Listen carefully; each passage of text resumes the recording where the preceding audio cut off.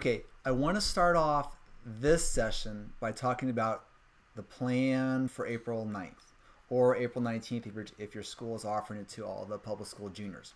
Okay, first thing, make sure you know what you've got to bring. I will lay all these things out Friday night so that way you're not rushing around Saturday morning looking for them. You've got to have your admissions ticket. When you signed up for the ACT, this was automatically generated. Make sure your picture is on it. If your photo's not on it, you're not going to be able to use it. Okay, it can be printed in color or black and white. Either one doesn't matter. That's one form of ID. Your second form of ID is your photo ID. This could be a driver's license, a passport, a high school issued student ID. If you can't drive, don't have an ID like that, you can go to a bank. You can get a special letter put together that's notarized by the bank. The ACT explains that whole process. Middle school students typically have to do that. But you've got to have both forms of ID or you're not going to get in. I'm pointing this out because one year in the fall, I had a student who led 45 minutes from my class. It's a 14-week class. He came on Wednesday nights. For whatever reason, Saturday morning, he could not find his wallet, which had his driver's license, and he ended up missing his December ACT test. I do not want that to happen to you. You've got to walk into the room with the calculator you're going to use. If you forget your calculator, and you're in a room that's got 100 calculators on the wall, it doesn't matter. They cannot take one and give it to you. It's got to be the one you walk in with. If you use a graphing calculator, make sure you double check the batteries. In fact, I would just change the batteries and put new ones in there. Every year, I've had at least one student who has walked into the ACT test, and for whatever reason, their batteries died and the calculator was useless. You don't want that, okay? If you change the batteries, double check and make sure it works. One time I had a girl from Tri-Valley High School. She was in my June ACT test prep crash course. Her graphing calculator batteries were dead for my entire class, so she just used one of the calculators that I brought to class. Well, the night before, she was changing her batteries while talking to her father. Well, she accidentally took out the dead batteries, but then put the dead batteries back in, not realizing she was doing it because she was talking at the same time. And then Saturday at the ACT test, she's taken the math test, the calculator is not working. She turns it over, looks at the batteries, and realized they were the dead ones. And that kept her from a 30 because her math score had dropped so much. Again, I don't want that to happen to you. Watch. It's a really good idea that you take a watch with you. In fact, the ACT admissions ticket says to bring a watch. You're not guaranteed that there will be a clock on the wall. You're not guaranteed you'll be able to see the clock, and you need to time it to make sure that you're on pace, and as well as to make sure that the proctor is timing it correctly. You should take food with you. This is very critical. There's going to be a break, okay? Everyone gets nervous, and you have to be at the ACT test around 7:45. So depending on how far you live from the test center, you may be leaving your house at 7:15, 7 o'clock in the morning. And when we're nervous, we tend not to eat as much breakfast. But when you're nervous, your body also burns calories. And because of that, you need to replenish them during the break. So take water, make sure you can keep yourself hydrated. Take things that break down quickly, like cold vegetables, cold fruits. Your body can process those within 20 minutes, and they've got natural sugars that your body can use right away. You can take crackers, you can take a sandwich. That would be good to give you that full feeling, but you really need to have the vegetables and fruits there to help with the breakdown process, because they break down within 20 minutes. You eat them during the 10-minute break, you're going to start feeling that sugar levels increase during reading and science, and that's what you want. You want energy for that time of the test. You need to take number 2 pencils. You're not allowed to use mechanical pencils on the test, and that's because when you press down hard, the lead breaks. Well, they learned a long time ago on standardized testing that if the computer made a mistake grading the bubble sheet, usually it was because someone used a mechanical pencil. And that's because if you press down, it breaks. People learn to write lightly with mechanical pencils. Well, the computer is not looking for graphite.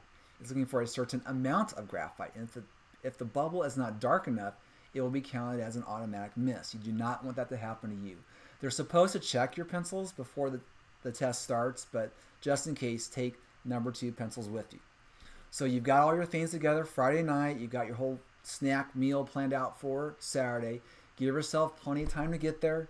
Weather is not going to be an issue on April 9th, but one time I had a dad driving his son to the June ACT test, and they got a flat tire on the way. Things happen. Well, good news was they left early enough. He was able to call a friend who was able to fly by, pick him up, and then get into the test. He wasn't rushing, and that incident did not cause any unnecessary stress. And that's what you really want to avoid. If you're rushing to a test center, it's going to create stress you don't need. This is a long day. You want to be as calm as possible before you start. When you get in there, there's going to be about a 30-minute check-in. So they do the admissions ticket, the photo ID. They make sure you are who you say you are. They make sure you're in the right seat. All the seating is prearranged. That way the ACT test center knows who you're sitting next to. That way if there's any questions about anything, it's going to be really quiet. No one's going to be talking. A lot of times there's parents out there in the lobby waiting for students for the entire time. Key is just to relax, not be nervous. When English starts, remember, don't start. Don't even hold your pencil. Just leave your pencil on the desk. Count to 10, breathe, relax. This is a 3.5-hour test. As mentioned in class, most people can run a marathon, 26.2 miles, and under the time it's going to take you to complete this test. So give yourself time to relax. Get yourself out of the race. Let everyone else rush in English, because if you rush in English, you're going to miss easy ones early, and we want to avoid that. English gives you plenty of time. It's the only test of the 4 that gives you all this extra time. Remember, it's designed so that you can read it first, then go back, read it a second time while answering the questions. We didn't do it that way in class. I would not do it that way the day of the test. But that's how much built-in time you have. Remember the 22 patterns that we talked about? Think about the structure. Look for ways to remove words, punctuation. Remember, less is better on this test. If it's a reading question, take your time. Read all 4 choices. One should stand out. But take your time. Remember, during the English test, you are the teacher. So grade it. Don't just read it. You got to grade and read at the same time. There's a fine line there. And make sure you read the English notes that you got in class. When the math test starts, remember, math goes easier to harder. So you want to be quick through the first part, but you don't want to rush. Rushing leads to simple mistakes, and you don't want to do that on the math test. But you do want to be quick, so you got a little extra time for the hard ones at the end. Remember the math handout number 2 I gave you has got all the formulas on the sheet that you're supposed to know.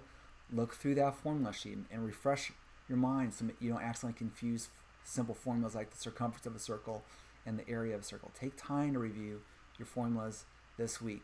Remember, it's the first 40 on the math test that's going to determine your score, not the back 20. The back 20 just separates people. It separates the people who score in the 30s from the upper 20s and so forth. But it's the first 40 that sets the foundation for your score. And remember, every question on this test, whether it's math, English, reading, or science, has the same value. So the easy ones are just as important as the hard ones. When the math test ends and you go into the 10-minute break, a lot of people are going to want to talk about the math test. Don't. Avoid it, because the talk tends to center on the harder questions toward the end of the test. And again, those are not determining your score. 10 minutes is not long. You need to let your mind relax, because at that point you can't change your English or math scores. They're already done. They're set. Don't worry about them. You need to walk around, get the blood flowing. You've been sitting for about just over 2 hours. Get the blood moving again. Hydrate yourself. Eat your snacks. Replenish the blood sugar levels that you need by eating your vegetables and fruits. Okay. And if you start getting worried about math, remember this: math grades the easiest. Out of all 4 tests, it grades the easiest. It gives you room for error. Remember that. But then start making the adjustment for the second half, because look at the schedule on the page on the screen right now. The 2 long tests are first. The 2 short tests are after the break. You've got 135 questions before the break. Only 80 questions after. This is not balanced. If they wanted to balance it, they would have switched math and reading around. That would have made it more balanced, but they didn't on purpose. The 2 tests before the break, you come in needing to know rules. You need to know English rules. You need to know the grammar rules. You need to know sentence structure. Okay, you have to know math formulas. You bring that knowledge into the test. English has a lot of built-in extra time. Math has some built-in extra time depending on your mathematical abilities. But the 2 tests after the break, they're different.